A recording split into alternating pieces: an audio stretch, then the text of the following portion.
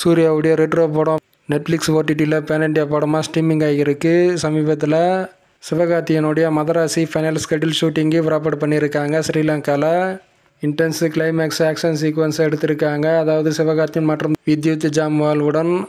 இந்த படம் செப்டம்பர் 5ஆம் தேதி தியேட்டர்ஸில் ரிலீஸ் ஆகும்.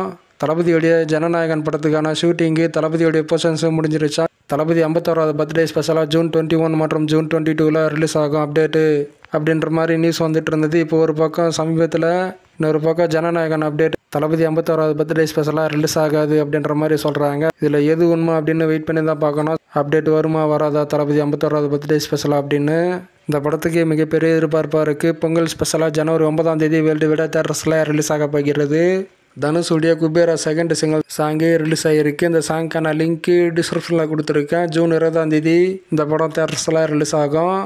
இந்த படத்துக்கு எதிர்பார்ப்பு இருக்குது.